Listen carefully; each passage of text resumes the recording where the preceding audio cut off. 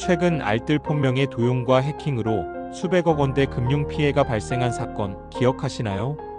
피해자는 재벌 총수부터 유명 연예인까지 무려 200명이 넘고 피해 금액은 380억 원에 달했습니다.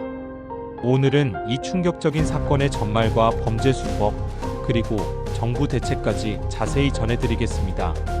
이 범죄 조직은 다른 사람의 이름으로 알뜰폰을 개통한 뒤 은행 예금과 가상자산을 빼돌렸습니다.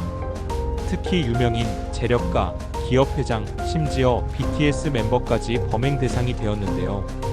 피해자 16명만 따져도 390억 원이 넘는 피해가 발생했습니다. 이들은 먼저 공공기관 웹사이트와 금융 관련 사이트 6곳을 해킹해 250여 명의 주민등록번호, 계좌번호, 심지어 증명사진까지 빼냈습니다. 그 다음 보안이 허술했던 알뜰폰 본인 확인 절차를 뚫고 피해자 명의로 휴대전화를 개통했습니다. 개통한 휴대폰으로는 공동인증서와 계좌 비밀번호까지 확보해 피해자 금융계좌에 접근했는데요.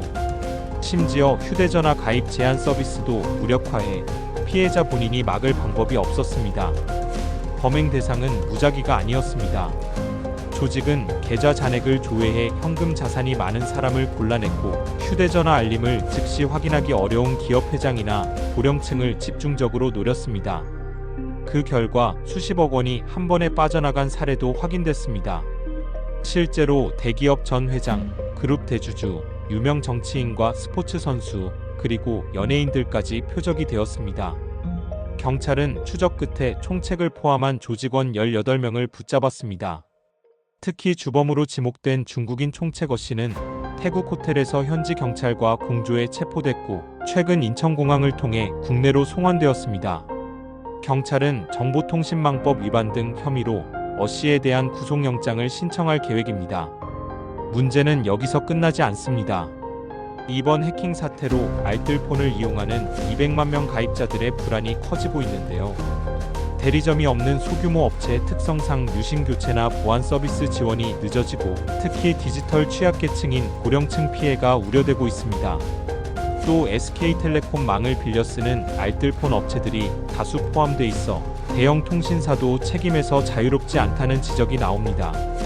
정부는 알뜰폰 신규 개통 시 보안 절차를 강화하고 일부 보안 취약업체에는 가입 제한 조치를 내렸습니다.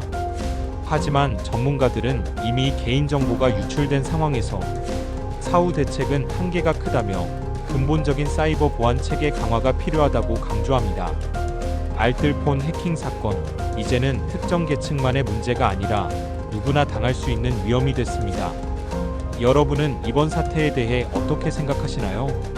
댓글로 의견 남겨주시고 구독과 좋아요, 알림 설정도 부탁드립니다.